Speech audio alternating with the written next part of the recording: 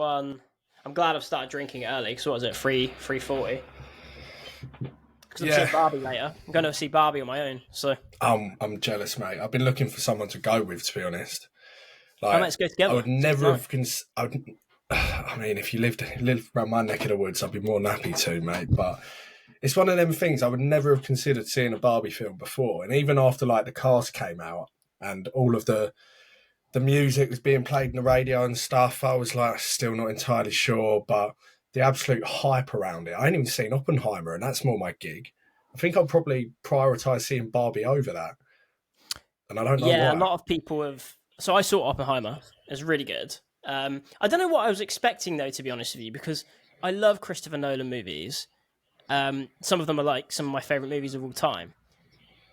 But I don't know what I was expecting, because it's a true story, and it's very dialogue driven, put it that way. Like, the acting's amazing, the director's amazing, but I don't know why I was like, compare it to like Interstellar and Inception and all that kind of stuff, the weird sci-fi sort of stuff. When I went to see it, I was like, yeah, great film, really good. It's very like a lot about politics and stuff, but I don't know, something in my head was like thinking, oh, maybe there'll be like a twist. And I was like, oh no, of course I wouldn't. Because it's a true story. Yeah, exactly. When it's actual non-fiction, there's not much wriggle room they have, do they? Yeah, well, sadly. I think what I was hoping, I sort of only realised it when I came out, but I think I was hoping for like some sort of nuclear holocaust or something, but it didn't. Yeah, I don't know why.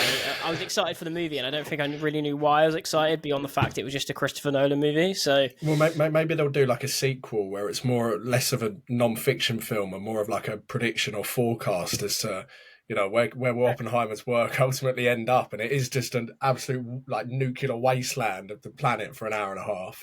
That's what I was joking with my mates on that, because a couple of us had seen it and a few of us hadn't, and they were like, "Oh, what's it like?" A few of the boys posted, "Oh, it's really good, loved it, whatever."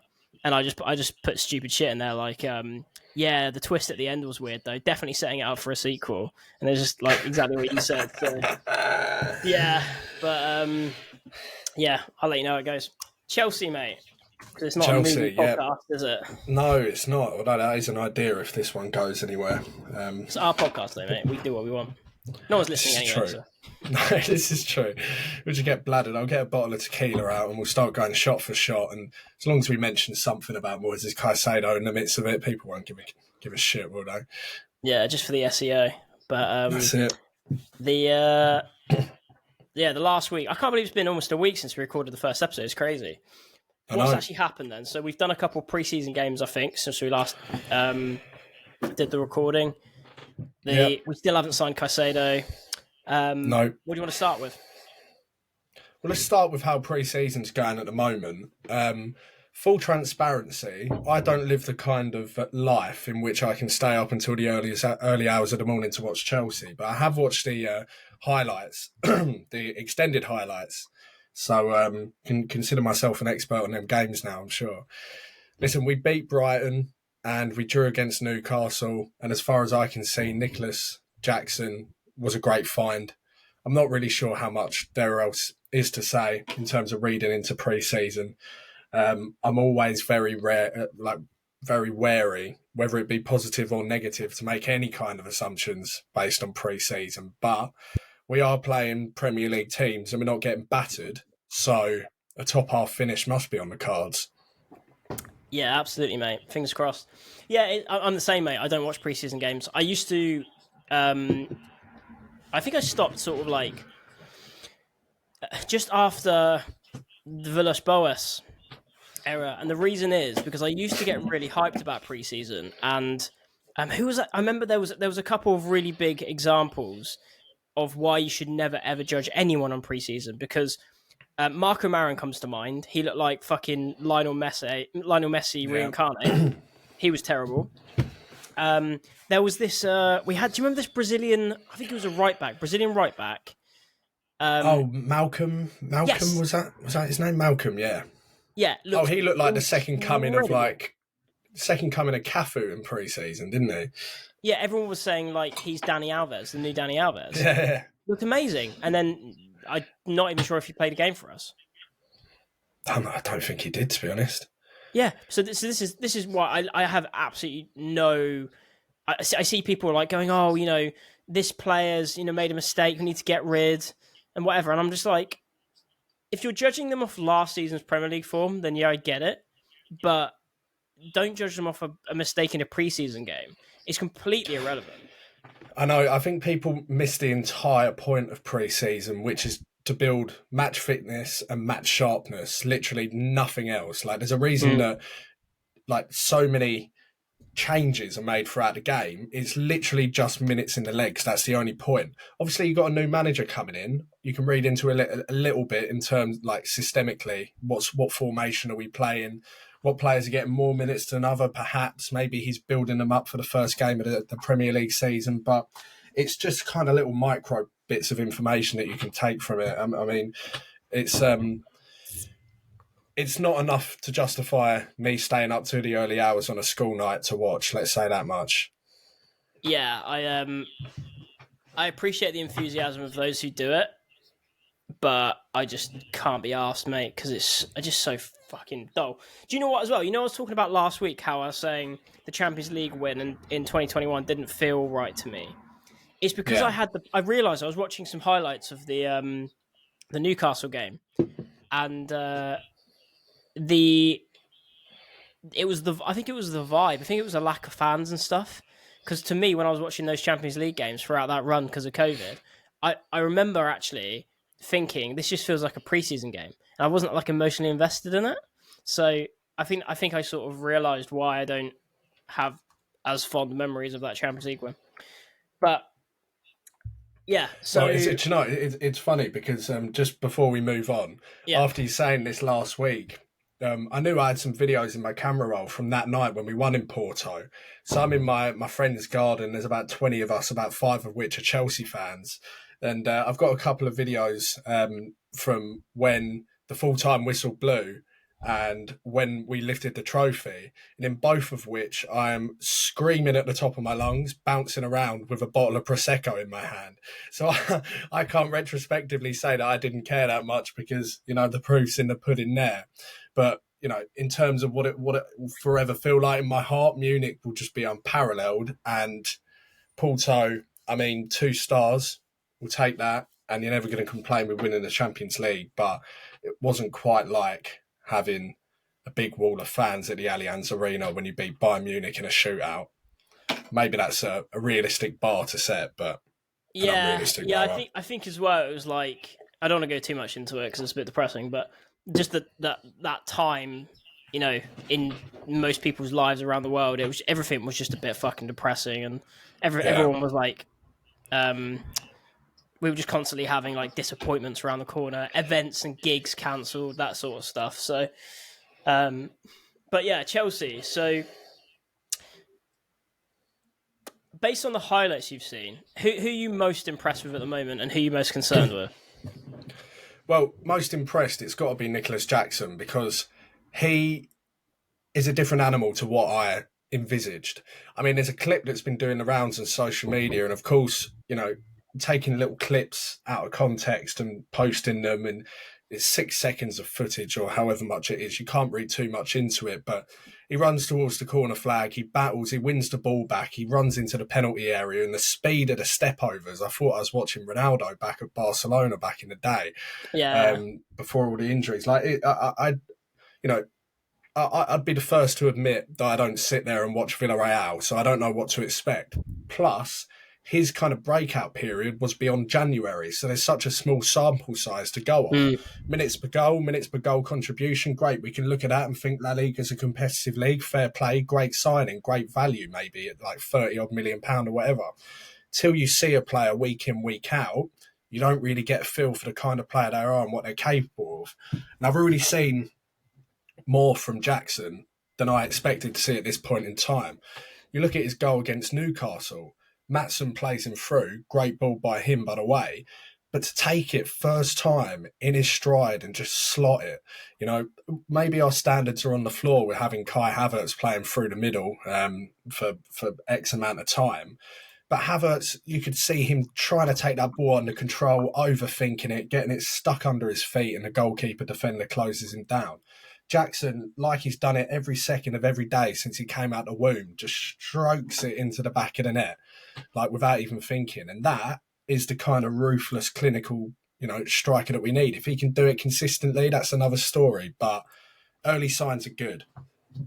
Yeah, I'm just going to watch it now, actually, while we're talking about it. But it's what's the most impressive thing for me is that I think we were talking about last week, but it's just how like he picks the ball up. He seems capable of picking the ball up and dribbling with it, like that clip that you're talking about. So I think everyone's seen that at this point. Do you know what? I really like the caption actually, because it was someone put like, what the hell have we unearthed? What have we unearthed? Yeah. Yeah. Like he was like an unknown player from the favelas. He's from like one of the top leagues in the world, and he costs like 30 odd million. So for me, just having a pacey striker who can carry the ball, and I think one of the main things about like the Chelsea number 9 role is, for whatever reason, we don't create. I think this is the goal now. Yeah, it was a good finish actually, first time. It's not easy as well because it's like coming across him and he's side footing it the other way. A lot of players shank that. Yeah. So that's it. Just opens himself up, strokes it home. Yeah. So for me, I've always wanted a player that can create his own chances, because Chelsea, the way we've been set up, and I'm hoping this changes under Poch, and I hope the formation changes and all that kind of stuff, and maybe we can actually create a system like we had with Diego Costa, where the striker is the focal point rather than the wing backs getting a lot of goals. It's insane. So if he can actually create his own chances, if he's actually skillful on the ball, if he's pacey, has a good work ethic, tall and strong, the skeptic in me thinks, why hasn't he gone to somewhere else? If he's this good as he looks, and as his stats show for the last 7 months or so, he looks like he could be a very, very, very good player potentially. And how old is he? 22? Yeah, not entirely sure, but he's like 21, 22. I know he was, I believe it was Aston Villa on the top of my head. He was a medical away from signing for a Premier League club in January. So it's not as if he was a complete unknown at that point in time. But even then, right, you're talking about why hasn't a top club gone for him? Well, this is what we've been looking for how many fucking years at this point. A scouting department that can go out and not just target household names or players beyond their best. As was put in that tweet, unearthed. Yeah, he wasn't unearthed. He was playing for Villarreal, a renowned team in a renowned league, and we spent 30 odd million on him. But players that I couldn't, go onto FIFA right now and tap their name in and make a bid and then sign them myself. Players that we don't know off the top of our head. That's the whole point of having a scouting network. Yeah. And to be honest, it's the it's the perfect transition onto Caicedo. Maybe skipping ahead here because I know we were going to talk about it. Of course, you have to. It's a big story at the moment. But the fact that Brighton, who are the best example, arguably, in world football at the moment in terms of going out there and finding top talent on the cheap. Caicedo's the ideal example, signed for 4.5 million, and we've seen the numbers that are being thrown around at this point in time that Chelsea are reportedly offering to Brighton. Why can't we be the club that signs a player like that for 4.5 million rather than 90, 100? That's the idea of scouting, and that's really what's, it's not been one of our strengths over the past 5, 6, 7 years or so. I find it absolutely fucking baffling, to be honest, mate, because you'd think. So why is it the smaller why is it the smaller clubs that tend to get these type of deals? Like a Caicedo, like you said, he was worth 4 mil. We should have been all over that. What on earth are we doing? Like, offer 6, secure him. But it's like, I know we should in theory have one of the best recruitment teams in the world, and it's like like you said, if the scouting team are identifying well-known players that you only need to go on FIFA to find. Like, sort by overall rating on Ultimate Team and pick all the players down to 87 overall. What are you doing then? How are you justifying your 200 grand a year salary? So, well, they're not, are they? But with Caicedo, Chelsea were linked prior to his move to Brighton. Man United were close to signing him. The difference being, you could say, oh, Brighton beat him to the punch, whatever. First of all, they should never be beating Chelsea and Man United to the punch, no matter how many more Premier League minutes they're offering. The difference is that, Estepinian, Alexis McAllister, Mitoma, how are Brighton capable of doing it over and over again, signing these players on the cheap, giving them 6, 12, 18 months and getting hugely inflated transfer fees for them. But Chelsea can't sign players on the cheap and bring them into the first team, and then there's your starting 11, and you haven't spent 1.5 billion on it, and half of them are shite. Like, I know that the new ownership are really trying to reform on that front, and they have brought in, Paul Winstanley from Brighton. I know people aren't too happy with him at the moment, but there's your A class. You've got to bring in the A class directors from that team, right? Joe Shields as well. They're trying to appoint the best in class so they can step back, provide the funds, and let the club run itself. But at this point in time, we're not there, and we ain't been there for a while. And chances are we're going to splash an enormous amount of cash, way over market value, for a top player, but a player that we could have got for less, ultimately. So who would you say is like the last player we got on the cheap who turned out to be an absolute bargain? Like, you go, fantastic player and value for money, brilliant. The only player that comes to my mind is Mendy, really, because he came in and he was absolutely fantastic. He was one of the reasons we won the Champions League. Yeah, but even then, Mendy was performing above the mean line for that point in time. And let's not discredit his performances in saying that, but he was quite clearly performing above the mean line because he dipped back down to his actual level. And suddenly he's ousted by Kepa, who, his flaws, needless to say. But I don't know, mate. Honestly, I don't know. Obviously, an obvious answer would be Azpilicueta, but as much as I wouldn't like to admit it, because it makes me feel that was 11 years ago. That was fucking 11 years ago. So, there are examples. Maybe I can't name them off the top of my head, or maybe they don't fucking exist. But it certainly seems like a while since we've been able to not spend a significant amount of cash to improve our starting 11. It seems like quite a while. Well, hopefully it's Jackson. Hopefully it's Jackson. But even at that price point, I saw another tweet about how successful Chelsea are with 30-odd million pound signings. Obviously, Badiashile, early days, but good player. Kante, release clause around the 30 mil mark. Hazard, Costa was 36. Madueke, people were really impressed with Madueke thus far. 30 million. You signed Mudryk for 60 plus 20 million add-ons, and I'm still very much hoping he'll come good, but he hasn't had a fast start. I think Chelsea just made to spend 30-odd million quid on players and not a penny more or less. But it's one of those things, though, where it's like, if you've got the cash, I suppose, you just go for the less risk, don't you? Because, I can imagine, like, from a boardroom level, they're just like, why buy this Caicedo player who's going to cost 4 mil? If he's costing 4 mil, it's probably not going to be as good as the 50, 60 mil guy. But I'm just thinking. But the thing is as well, 30 mil, like, talking about 30 mil 10 years ago and 30 mil now. 30 mil now is a bargain, by the way. Like, 30 mil, absolutely. Yeah, like Jackson for 30 mil is like signing Jackson for like 14 mil 10 years ago, almost, probably. Yeah. If you think about like the way, because I think this is another thing as well. What's happened over the last 5-6 years, because of the economy and everything else, football evaluations have changed so drastically that I think fans have struggled to keep up and keep perspective on things. Because when you see, and I think it's harder for older fans as well, because they're used to 30 mil being a lot of money. But the fees going around now, when you talk about like 100 mil, for me, that's no different than say a 40, 50 mil when we signed Fernando Torres.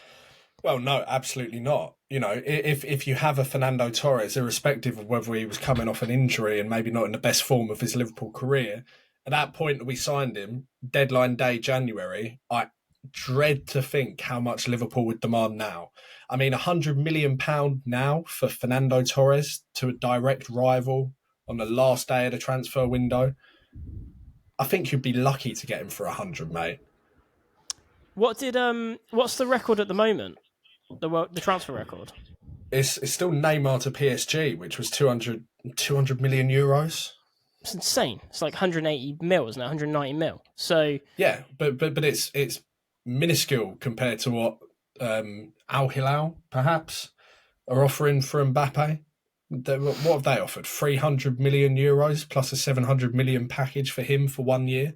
No, if you think the figures in football are distorted already, you wait until the Saudis really come to town. It's going to get quite mad if it isn't already. Yeah, I'm not sure where that's going to go. To be honest, it's a very difficult one. What do you think of Jordan Henderson? The whole Jordan Henderson thing, because he's getting a lot of shit. I actually saw, of all names, Thomas Hitzlberger. Has he? Yeah. Don't want to speak out of turn. Has he come out as gay? I assume. He has, yeah. Yeah, okay, cool. It popped up on my timeline. I was like, that's a name I haven't seen for about 12 years. And he was talking about the gay community and Jordan Henderson being very supportive of it and all that kind of stuff. But then he's going to, Saudi Arabia where they're very oppressive. So I don't know. What's your view on that? Like, do you think, Henderson can be supportive but also take the money, or do you think he should not be getting involved? It's one of those things where if Jordan Henderson honestly believed that he could go out to Saudi Arabia and make a difference when it comes to topics such as LGBT, female oppression, public beheadings, let's call a spade, let's not sugarcoat it here. If he honestly believed that, then you could support his decision to go out there to have that impact. The reality is that he's gone out there for no reason other than cash, cold hard cash. And fine, if you want the Saudi money, go and get the Saudi money. But he's abandoning his post as a figurehead in the LGBTQ plus community within football, which is a position he's held for a number of years now as Liverpool captain. If you really don't care about these movements, then that's fine. Play your football. But for him to, it's just pure hypocrisy for him to, perhaps for PR, I know that's very cynical, but perhaps for PR, support these movements over a number of years, and then just as soon as he gets a bit of cash, dangling the carrot from the Saudis, he's like, yeah, I'll sign the contract. To be honest, it's something I feel quite strongly about, because in the same way with the Qatar World Cup, we can't bury our head in the sand about these topics. And the idea of these clubs spending so much money, and it's the same with the new owners at Newcastle, it's all sports washing.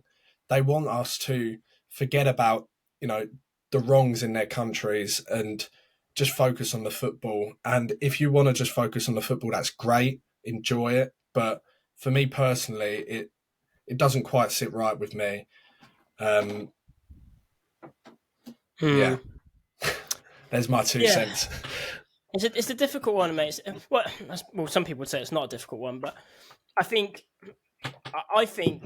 people, when there's enough money involved, people, whether they're good or bad, will justify it however they need to justify it. And, the obvious one for me is like, he might turn around and say, well, they're paying me such a ridiculous amount of cash. It's 4 times what I was earning as at the top of my game. I can then use that money to massively help out the charities I'm currently involved with. You could justify it like that. The ends justify the means sort of approach.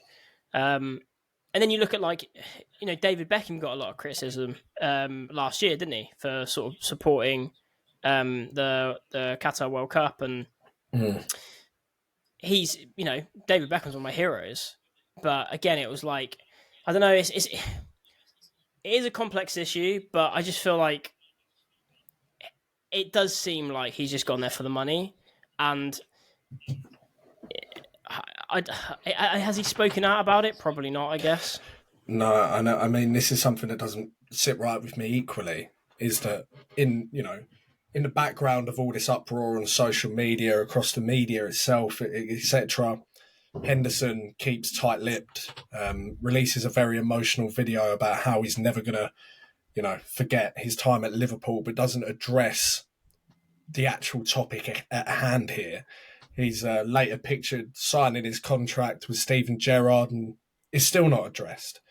And, again, maybe me being cynical, but would he have secured this move and would he have been offered the amount he has were he to talk up against these issues?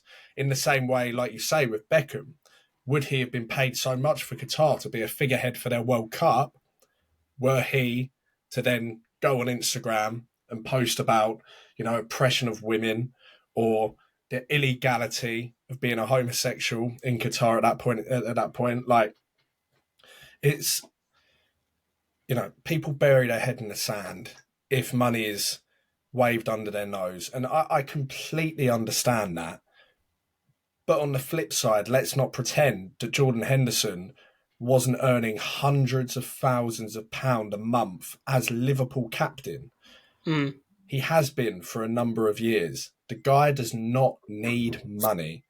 The same with Beckham, one of the richest athletes ever. Why did he need to accept the money from Qatar? For me, it's greed, cynical perhaps, but in my little voice here in my bedroom with the 12 people that will listen to this podcast to me and you, I can't, I can't not say how I see it because I don't think it's right. Yeah, it's hard for me to talk about Beckham in a bad light, mate, because he's such a hero of mine, and it really hurts me. But because to be honest with you, I was like, when your hero does something really bad, and we're all human at the end of the day, we put people on pedestals, but I was waiting for Beckham to come out and justify it in some cool way that wrapped it all up, and I was just like, yeah, there you go, you know what I mean? Oh, that makes sense. He never did really. Yeah. He was just sort of like, yeah, so no, I feel like we can. And it was, actually, it was the pundits have all been fighting about this as well. Interesting, haven't they? Because Rio Ferdinand did a video directed towards Jamie Carragher about Steven Gerrard joining the Saudi league, and so it's interesting that they're having the same conversations as well, publicly, and it is a very complex issue. I mean, I suppose you could argue it shouldn't be. It's the stuff that's going on in the Saudi in the Saudi culture, however you want to describe it, is pretty horrific, and that's just the stuff we know about, by the way, which is probably the tip of the iceberg. But at the same time, the reality is, with human nature, I feel like everyone's probably got a price, and it's all well and good for us to sit here and say, oh, he was already earning 200k. Why does he need? What was he on, 700 or something stupid? Something like that. I suppose as well, and just playing devil's advocate here. I'm not saying I support Henderson, but what would his next role been? Probably 70, 80k maybe. And if he was to stay in the Premier League, no one's going to pay him that much money anymore, are they? Perhaps. So the way he could be yeah, I can get paid 10x. I'll put my morals aside for a little bit.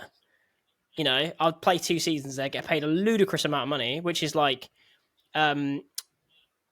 it's basically 3 years or 4 years worth of money at his peak at Liverpool. And then he could be I'm going to retire soon. People get annoyed with me. People are fickle. If I go out and, chuck a couple of mil towards LGBTQ charity or something, everyone will forget it. No one's going to be talking about this in 5 years.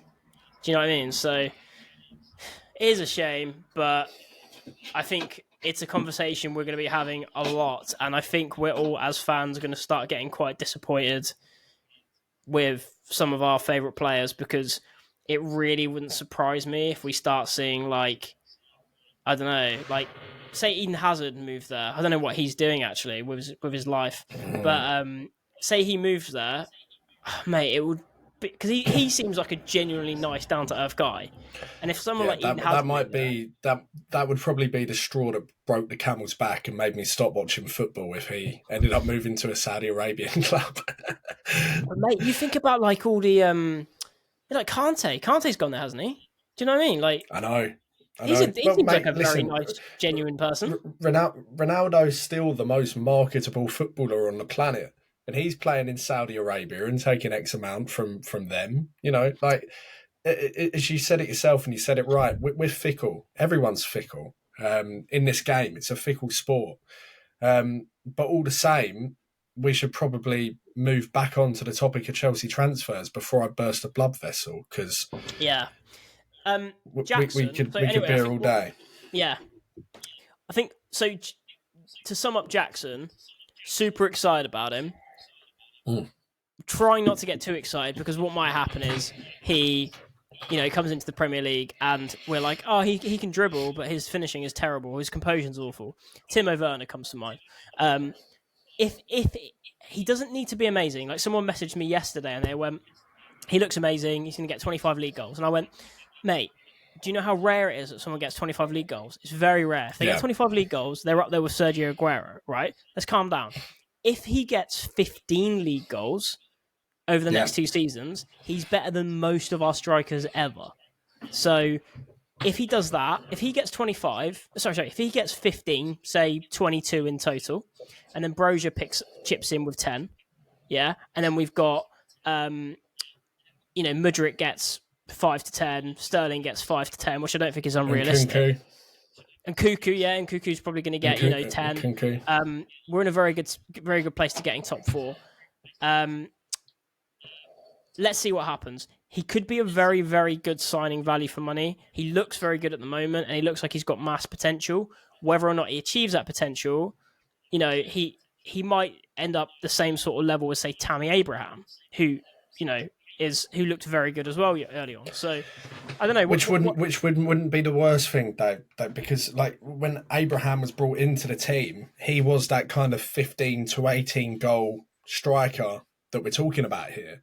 And maybe that was almost kind of taken for granted, the fact that we had a striker that came in and didn't quite set the world alight, which he didn't, but he was delivering goals on a regular basis.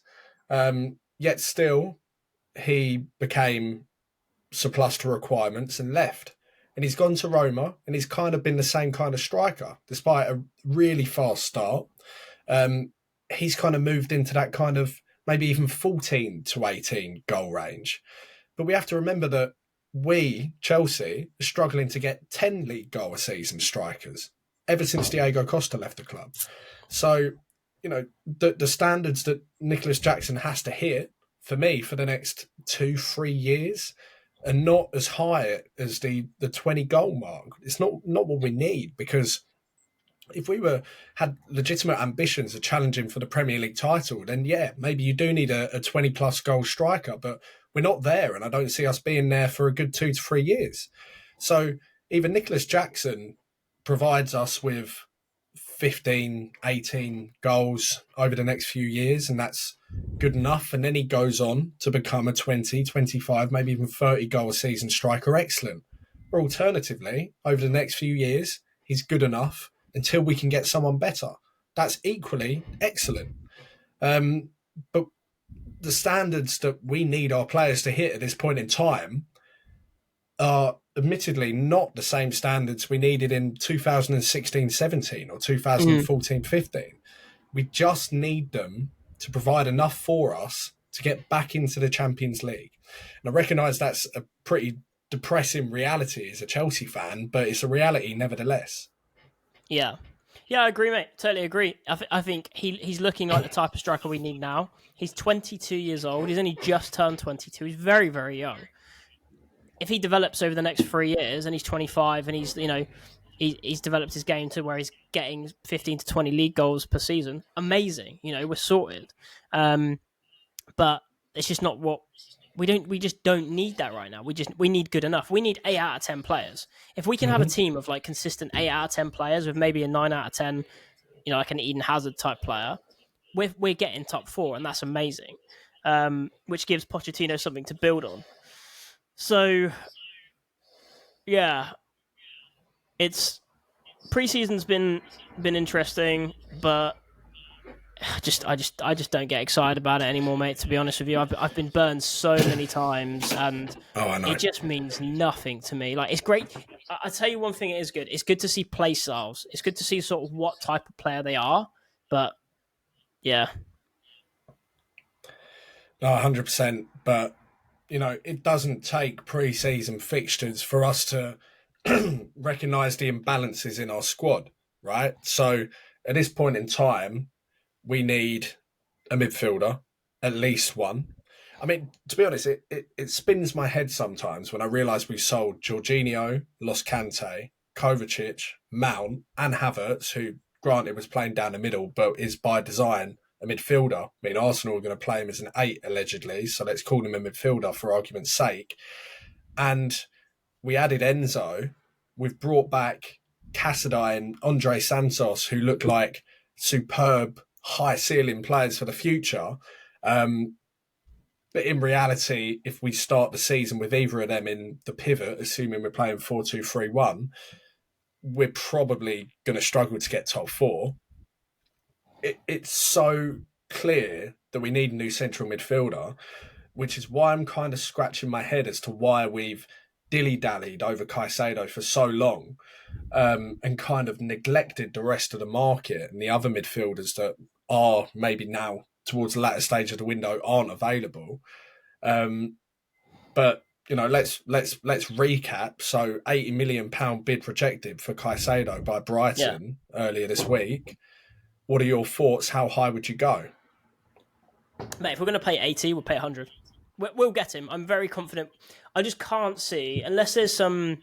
Who else we linked with? Is it Kudus that I've seen? Kudus from Ajax, but a different profile player.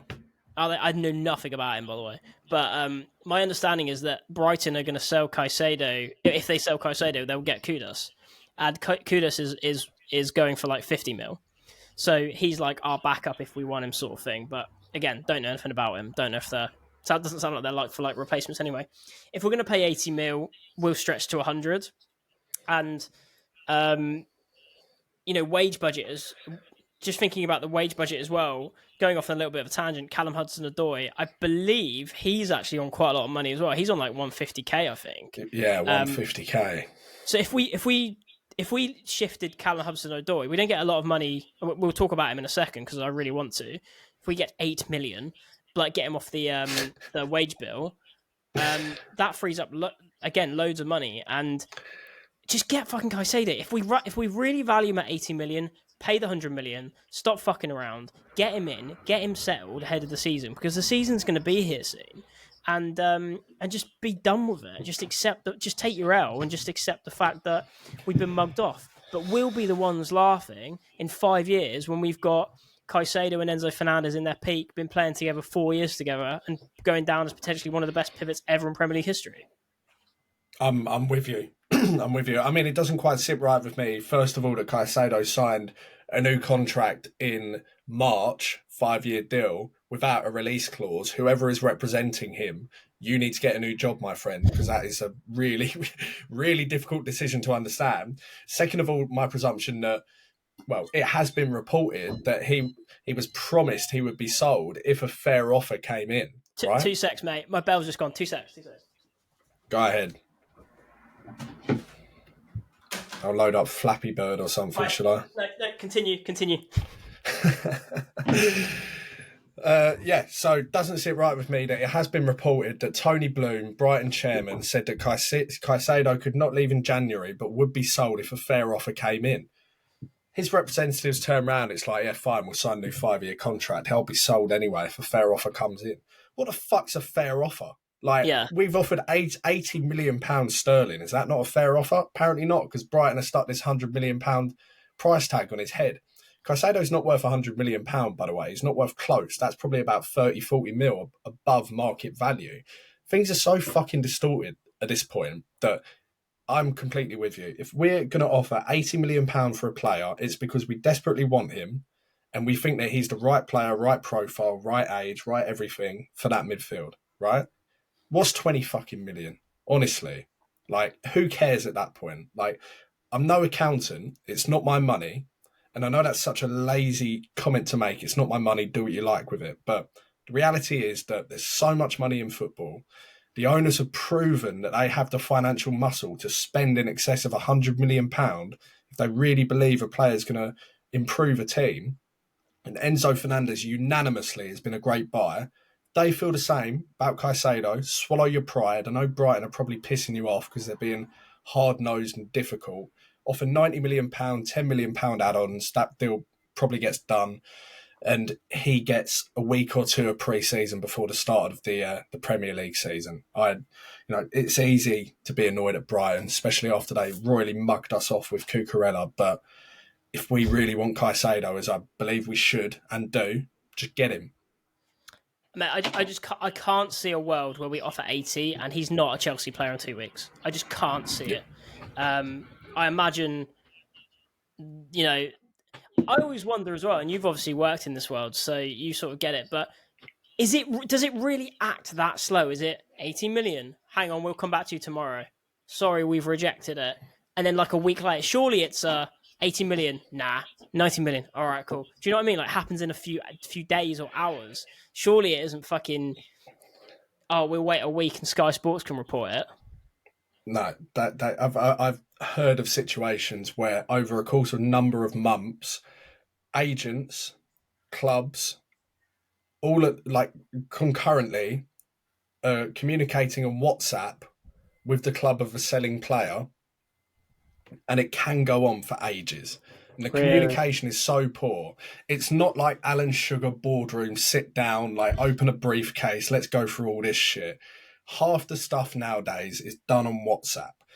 Half the information Fabrizio Romano gets is probably forwarded directly from club executives. So a message will be sent by a club exec to a player's agent, and an agent will send that to Romano, say, do as you will. It's so much more like preschool recess than you could imagine. But my difficulty in understanding is how Paul Winstanley, prior to a few months ago, was actually at Brighton. So you'd think that he had a pretty good understanding of what was going on behind the scenes. Now, clearly, his valuation of Caicedo is some way off from Brighton's, because the initial offer was £30 million below what Brighton are allegedly demanding. Now, what's the justification for Paul Winstanley not understanding exactly how much Brighton value Caicedo? This has become a bit of an issue on Chelsea Twitter. I know people are becoming quite disgruntled with Winstanley. I know they did over the Mason Mount saga, as we discussed last week, but it is slightly bonkers that you can take take execs from a football club that clearly have such a differing understanding of a club's valuation to, what is the reality.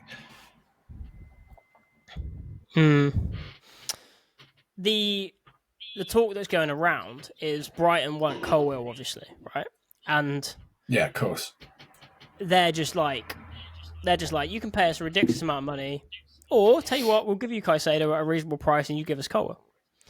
And I don't personally understand why Colwill would want to go to Brighton, like considering the context of Chelsea. And this is me being biased and an optimist, but I feel like we're really building something here, and I do feel like we're in a situation where we potentially need another centre back with Wesley Fofana getting injured. This is like the best chance Colwill might get to become a Chelsea centre back, and if he's actually good enough, and I'm not an expert on Colwill, by the way, but if he does become the player everyone thinks he's going to become, then fantastic. You get to play for Chelsea Football Club as one of the leading centre backs. And how old is Colwill? Like 20, 21?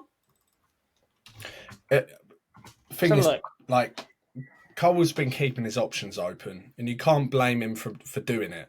It's not only the uninsistence to fully rebuff Brighton's approaches. He had a phone call with Jurgen Klopp over a possible move to Liverpool. Now, why is that? A, keep his options open. There's no guarantee he's going to walk back in as a starter. the circumstances have been pretty kind to him in the fact that there's no doubt in my mind he will start the season as a starting centre back. But there was no guarantee of that upon his return, right? Second of all, Chelsea are about to commit him to a long-term contract, which he's absolutely open to sign. But it gives him bargaining power to know that he is hot property right now. And how do you do that? You entertain offers from Brighton, you entertain interest from Liverpool, and that gives him a real swing in negotiations, because it's going to be, if he signs a new deal, it's going to be a long one. We're talking 5+1, perhaps. And that's him tied to Chelsea. We are very much in charge of his future at that point.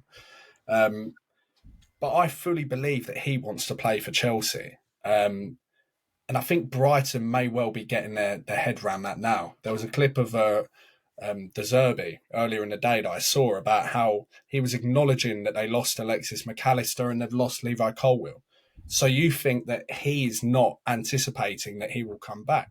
Our stance from the very start has been that he won't leave. Whether Brighton want to entertain that, whether they still retain hope of, getting Colwill late in the window, I don't know. Maybe them demanding 100 million for Caicedo is just out of sheer spite for us not giving them Colwill. But either way, I just want to get this deal done and never deal with that fucking football club again, to be honest with you. Yeah, and I think it's more than just Colwill as well. Personally, we took Potter off them. Did we take like their entire recruitment team? Yeah, we're near enough. Which the recruitment team, I don't know how much money they're on.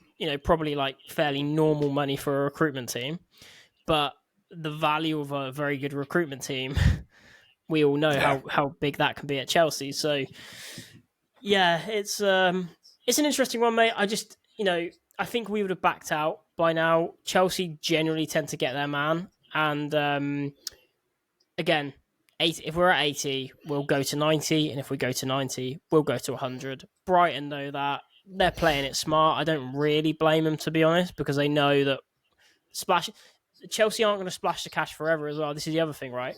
We're in a weird situation now where we really need to spend the money, and we can spend the money, but this won't continue. Like, we're doing this to then not have to spend it. Like, it wouldn't surprise me if we barely spend any money next summer, maybe on a massive goalkeeper and maybe a striker if Jackson isn't very good. But we're building a team for the next 5 or 6 years. So it might be the case where, we have this team sorted over the next 12 months, and then, we just sort of fill in gaps here and there to replace players at 30 mil, 40 mil, which would be a smart thing to do. So at the moment, they're like, when are Brighton ever going to get 160 million for Cucurella and Caicedo? Which is pretty nuts when you put it that way. I do like the idea, though, because obviously Kudus has been linked with Brighton. And latest reports are that Chelsea are being informed on their situation. I know that's one that the transfer ITKs like to use nowadays. They're keeping informed on his situation. I like the idea that Chelsea are kind of threatening to go for Brighton's number one, whether it be midfield or wing target. It's kind of like playing a little bit of 4D chess. But, regardless, people are getting excited about the prospect of us signing Kudus as well. But there is, to be honest, another good topic of conversation. If he were to join, that would, if it hasn't already been, sign and seal Conor Gallagher's departure from the club. How do you feel about that? This is my next question, actually. I'm just going to say that there's breaking news on Kudus. Apparently, according to the Standard, he prefers Arsenal. Kudus, so might just be transfer rumours. I don't know. We'll see in the next few days, but that's what's been breaking across a few different articles. So see what happens. It's a weird one, though, isn't it? We're just moving away from it, but the they've got to sell Caicedo to get Kudus, right? Well, you'd think so, but the financial firepower in the Prem at the moment, like, I feel like anyone can sign anyone. Yeah, but then Caicedo obviously wants to move to Chelsea. I don't think he's going to spend another season. I mean, you mentioned it last week, but Caicedo really needs to just come out and be like, look, guys, I want to go. Transfer request, take 90. We'll go. I imagine, I don't think it will get to that point personally. I think we'll get it wrapped up in the next week. But Conor Gallagher, mate, from what I've seen, he's had a good preseason. Scored a couple goals. He's been one of our better players from what I've seen. Unpopular opinion, I've actually preferred Conor Gallagher to Mason Mount for the last 18 months. I think Mount's a better footballer, but I prefer the profile of Gallagher and the way he plays because he's very high work rate, clearly loves the club. Seems like a good lad as well, by the way. Just seems like a good personality to have in the squad. He's versatile. I've seen him play deeper. I've seen him play higher up. He seems to contribute in some way. Is he a world-class footballer? No. Is he a really good squad player? I think so, considering he came through the academy. I think it would be mental to get rid of him, unless it's, because, mate, like, just to take a step back, actually, because I really want to hear your opinion on this. So how many midfielders do we actually have at the moment? I just want to get a list. It depends if you're counting Andre Santos and Casadei, because whether they're first team midfielders is subject to opinion. So here we go. So let's have a look at this, right? Let's have a look at this. So fucking Malang Sarr, I forgot about him. Sometimes I was talking on that other podcast yesterday, and I was going through our departures, and I was like, fucking hell, we only just got rid of Bakayoko.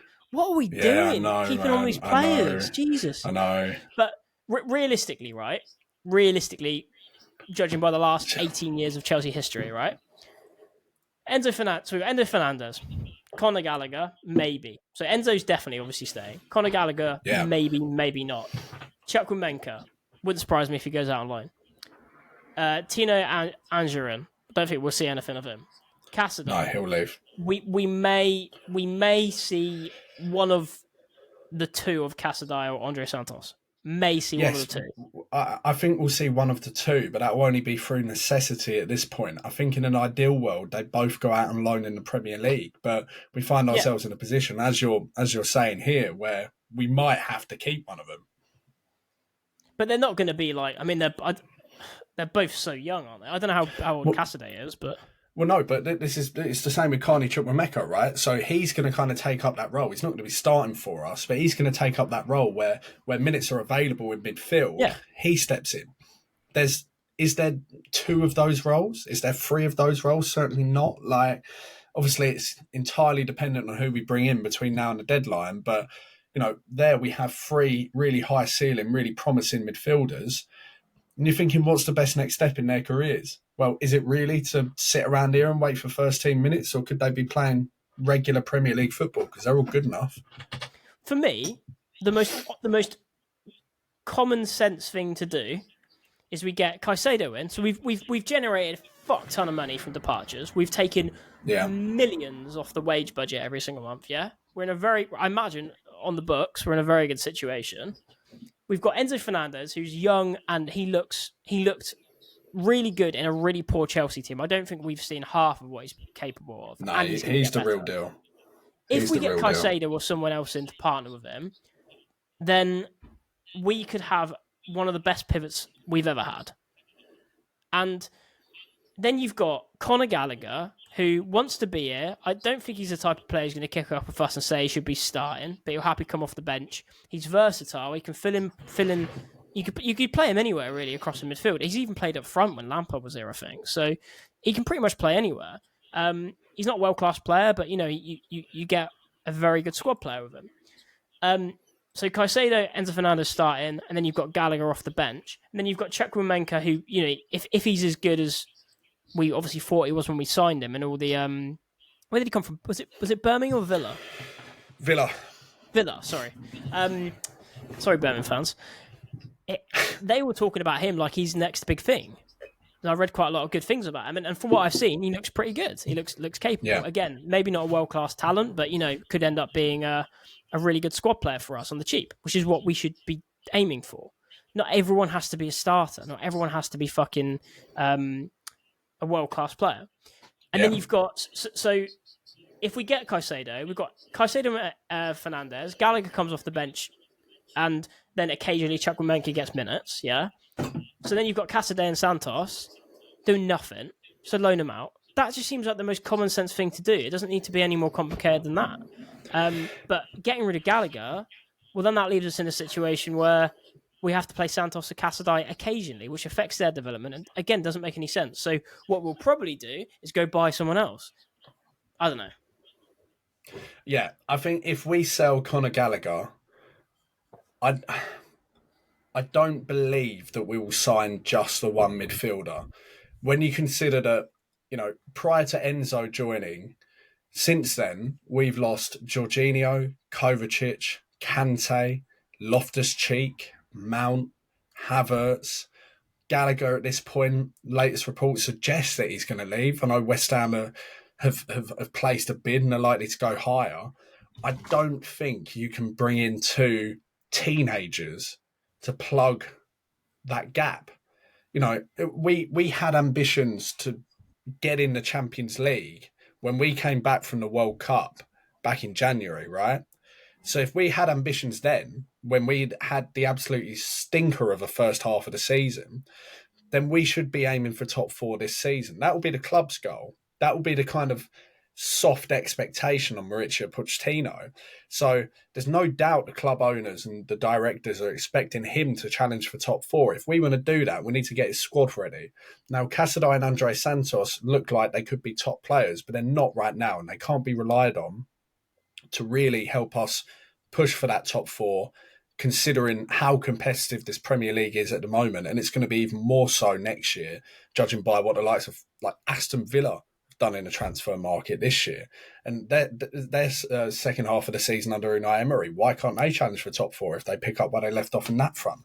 Suddenly, you find yourself in a position where you have 8-9 teams challenging for the top four places of the Premier League. Chelsea need to recognise that. And as much as I want Cassadai and Santos to get their opportunities, it might not be plausible. We may well need to sign Gallagher and sign an actual top natural pivot player. Who that is, not entirely sure. But I think Gallagher is he's not been helped by his versatility, and he's not been helped by the fact that he's not your kind of archetypal number 10 that a lot of managers would like to have, because while he is so dynamic and so hardworking, he's not as creative as your kind of archetypal quintessential number 10 that you'd have just kind of in behind the striker. And Kunku's going to play that role regardless. So it's, perhaps not worth talking about. He also is not a natural pivot player. Of course he can play there. He's a versatile player. But whether he's happy to be that kind of, I'll stand in here and there, I'll come on in the 70th minute and I'll start the odd game, I'll start all the cup games, whatever, whether he's happy for that at this point in his career. And I think there's a key point which will play into a lot of players' futures that we haven't spoken about. And that's the fact that we have the Euros next year. Now, Gallagher should be a shoe-in to be in Gareth Southgate's squad for Euro 2024. But can Southgate justify picking him if he's not playing regularly at Chelsea? Now, that will be a key factor for Gallagher. Of course, he doesn't want to leave Chelsea, but he wants to play for England. So perhaps the best case scenario is we get 45, 50 million pounds for Gallagher and we invest it back into the midfield. I don't know. But it's not too much of a dissimilar situation that we find ourselves at the back with Trevor Chalobah, talking about potentially selling him for 20, 30 million pounds, and the prospect of bringing back Mark Gahey or Tamori for twice the price. I don't know. I don't really know where the strategy lies at the moment, but I like the idea of keeping these players that want to play for Chelsea and understand what it means. I think it's so important to have a few players in the squad that really actually understand and have been around, Chelsea for a while, because once you lose that, it's quite hard to get it back. They're like, is it intangibles, non-tangibles, whatever? But they're things that can make a big impact that you can't put a statistic on. And I personally would keep Trevor Chalobah. I actually, from what I've seen of him, I liked him. But to be honest with you, mate, I think we've made some quite poor... You might disagree with me on some of this, but I think we've made some quite poor decisions with the centre-back position over the last few years of letting players go. Like, I really like Nathan Ake. Let him go. He obviously plays at City now. I like Nathan Ake, and I think had we kept him, he would have turned out to be a really good player for us. Whether or not he starts every game, I don't know. But frankly, would he have been worse than some of the players we've had? Don't think so. And Pep obviously rates him as well. Gahey, like if we buy him back, it's just what's I haven't seen the fees, mate. But what do we sell him for, and what are we looking to buy him back for? We sold him for around £25 million, I want to say, but in terms of buying back, Crystal Palace aren't going to sell him for a penny under less £50 million. Now, while we don't have a buyback clause, we have first refusal and we have a sell-on clause. So if we pay 50 million, you can remove a percentage from that, and then obviously the transfer fee is effectively lower. But in terms of, I think Gahey's better than Trevor Chalobah, but I'm not sure we're in a position to say that because Chalobah hasn't had a couple of years in the defence at Crystal Palace, right? He's been in and out of the team at Chelsea. Is he twice as good as Trevor Chalobah? I don't think so. Not at this point in time. I don't really see the justification for cashing in on Trevor Chalobah, who, for the record, I don't think he wants to leave, just to sign a player who's not double the player for double the price, who perhaps in our best 11 wouldn't actually start. Seems a bit bonkers. Yeah, it's a weird one. We're talking marginal gains here, and a lot of upheaval for we're swapping out. Someone who probably wants to play for Chelsea for someone who wants to play for Chelsea. Someone who's pretty good for someone who's pretty good. They're both not the finished article, but I like Trevor Chalobah. I think he's considering the circumstances and considering the fact that you could say most of the Chelsea squad haven't played that well over the last 18 months. I don't think he's been worse than anyone else, to be honest with you. Like, not at all. It just seems like than a lot of them. Yeah, this is what I mean. Like, I don't see the issue here. Keep Trevor Chalobah, like, move on. But if you want to buy Gahey back, buy him back because Fofana's injured. But don't do it because we're replacing another departure who actually wants to be at Chelsea. It doesn't make any sense. And with Gallagher as well, the same. Like, also another factor into this. I don't know where we're at on this, but like homegrown players and stuff. Does that not come into effect? Because we obviously need a certain amount of like homegrown players and. Well, it will come into effect depending on departures in the latter stages of the transfer window. So I think we're all right for now. But I think we find ourselves in a position where if we sell a Conor Gallagher or sell a Trevor Chalobah, we might have to replace him with someone who qualifies as homegrown, which isn't ideal, of course. But I just don't see the logic maybe. in it. Like if you sell Trevor Chalobah and you replace him with someone who's about as good as him, if not slightly better, who isn't going to play often anyway. You sell Conor Gallagher, you replace him with someone who's about as good as him, probably isn't going to play anyway because Enzo Fernandez, Caicedo are going to be starting most games. It just seems like a lot of upheaval for me. We've sold so many players this year. You walk into the dressing room in April and you walk into the dressing room next month. It's a completely different bunch of people. And we all know like how, you look at history doesn't look back very well on clubs who sell loads and buy loads. It very rarely works out. It's usually, Alex Ferguson used to just incrementally improve his squad every now and then. And I know we're in a bit of a weird situation, but you have to draw the line somewhere. And I don't think you continue to sell the players who genuinely want to be there. Seem like actual Chelsea fans, as much as we sort of know about all that kind of stuff, are English. They get the club. They're not £100 million players as well. We're not going to get loads of money for them. It's not going to make a huge difference to us. No. So I don't. And unless it's to fund the Caicedo transfer, like would I sell Gallagher to get Caicedo in? Yeah. And then, take the risk of Santos and Cassidy? Probably. But it doesn't make any logical sense to me, mate, to get rid of Gallagher and Chalobah. No, I don't think we're in that position where we need to sell to buy anymore, considering, we've had some high-profile departures this summer. Lukaku's a given that he'll go. We'll get X amount for Ziyech, and I know I completely forgot about him myself. But my kind of final underlying point on Gallagher and Chalobah would be that they don't want to leave. It wouldn't be easy to replace and upgrade upon them, and also they're both probably in the position where they deserve another season to see if they can take it to the next level under the new manager. So I'd give them that season. And I don't really see the necessity to get rid of them and replace them with any kind of shinier model. Yeah, it's like you think about it this way as well. So, like, say we sold Chalobah and got Gahey in. Gahey probably needs 6 months to adapt again. Why do it? It doesn't make any sense. Just like you said, give them another season. They're not starting players. It's really not going to make that much of a difference unless we get a massive injury to Enzo or Caicedo. And we're going for top 4 anyway. So, I think. But just on another point, Dave, because I know you wanted to talk about it. I recognise we're already over an hour here. And it kind of ties in with the idea of selling homegrown players and when is the right time to sell them and when's the wrong time. Callum Hudson-Odoi.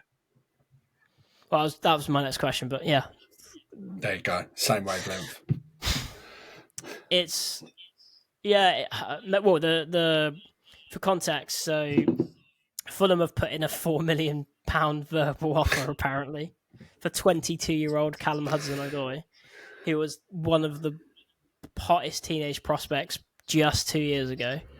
And we've apparently said, no, we want 8. So Callum Hudson-Odoi, when did he break through? I think he was just about to turn 18. Been around a while now. It's weird. He was around during the Sarri days, I think, just about. Yeah. Which is weird to say. But he's like, he looked very, very impressive at 18. Very, very impressive. Wasn't he? 2-footed, rapid, skillful, and actually had an end product. What I really liked about him was he actually seemed to like have the decision making that a lot of young players don't have. You know, it's why we stuck him on a massive contract. I think I mentioned it earlier. I think he's on like 150k or something. We gave him that contract years ago. And then Bayern obviously put in like a 60 mil or something like that bid a couple of years ago. We turned it down, whatever. I know he obviously picked up an injury, but he's very, very young. He's very, very young. And I still think he could become a very good player. Probably not for us, but for another team. But to sell him, if we actually sell him for 8 million, you've got to say, like what? How has that happened? 8 million nowadays is like 2 million 7 years ago. It might as well be a free transfer. He's a 22-year-old. He's still got potentially a very high ceiling if he, managed to get his game back. I mean, Hudson-Odoi for me is like a £40 million player, at least. And this is without like any recent form. If he played one season in the Premier League and looked impressive, he'd go for 50, 60 to a top 4 team. So if we do actually do it, I'm speechless. I have absolutely no. I think we can genuinely say whoever's been involved in that deal doesn't know what they're doing and needs to leave the football club and go do something else. In my opinion. It's a tough one.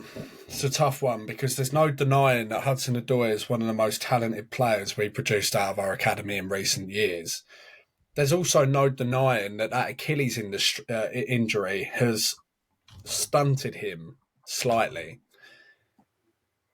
Nevertheless, I see where you're coming from because at that age, with that ability, which he showcased throughout the different youth ranks and translated it into senior football seamlessly. And at one point, it kind of looked like he was going to stage a bit of a comeback under Tuchel, whether that be at a wing back or in a wing position. Yeah. To now sell him for such a measly amount seems like poor business. The only way I would be able to justify it would be if we had an affordable buyback clause. Because a sell-on clause is great, but, Hudson-Odoi broke into the team as a player that had the potential to start in the team for a number of years. Eden Hazard was a big fan. and towards the end of his career at Chelsea was talking about how Hudson-Odoi was the next in line. That's what we kind of all thought. You know, a player doesn't lose that. I know young players, struggle to really translate that consistency into senior football. And when they have that kind of injury over the Achilles, where it becomes difficult to spring away, it's easy to have your kind of growth stunted. But I just think for the sake of £8 million, it'd be better off loaning him to a Prem team. Loan him to Fulham and cross the bridge of selling him permanently when we come to it. So, apparently, this would make sense, actually. So, apparently his contract expires next summer.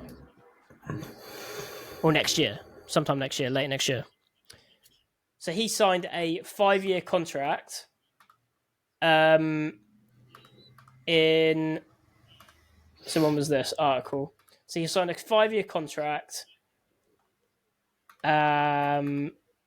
and it should expire. Well, they're saying it's going to expire next year. So he's got. I think it expires in the winter next year. So we're talking 15 months time. Even so, if he's refusing to sign a contract, even so, if a Chelsea player, a youth player, regardless of injury and all that stuff, he's not died. You know what I mean? Like he can still play football. He's playing for Bayer last season. God forbid, mate. If the likes of Fulham get him for £8 million, £8 million for anyone nowadays in England, bargain. Mate. You buy a Championship player, you'd be lucky to get him for like £5 to £8 million, like an average Championship player, probably, right? So what on earth are we selling a 22-year-old who could very clearly come back from his injury? And let's not forget how much Mason Mount went for, considering he has 1 year left on his contract. And I'm not suggesting that Hudson-Odoi should move for Mason Mount kind of money, but you know, in terms of how high his ceiling is, in terms of what he's shown previously, and how young he is, £8 million. It's just not worth it, surely, from our perspective. I know getting the wages off the wage bill is probably top of the owner's priority if they're not going to keep him around. So that might be part of it.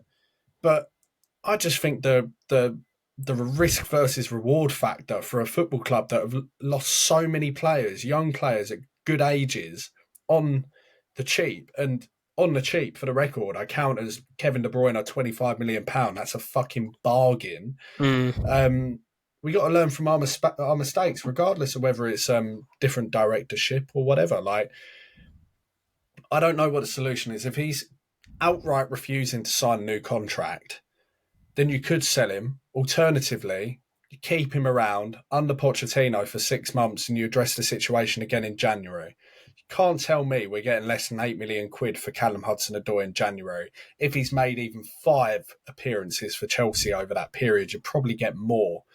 If he's match fit, if he's fully recovered from his injury, it just, I don't know. Maybe I'm a bit of a romantic in that I'm remembering the good old days of thinking that Hudson-Odoi was going to be the next big thing at Chelsea, and I don't want to let go of that. But I'm with you, Dave, in that I just think it's silly money to be talking about sending a player of that quality for £8 million.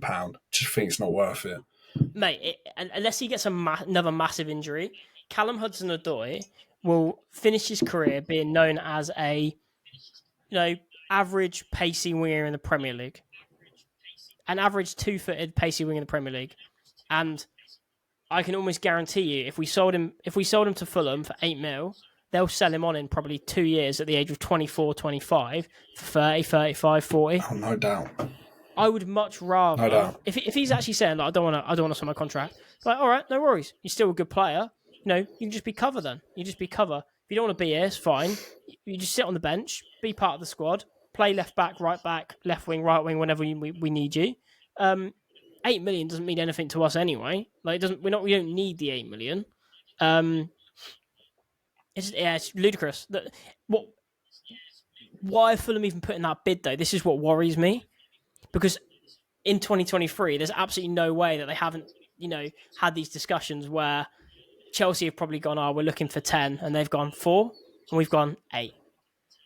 Well, it's just, mate, if it happens, stupid, really, really stupid, and will look stupid as well in the next 3 months.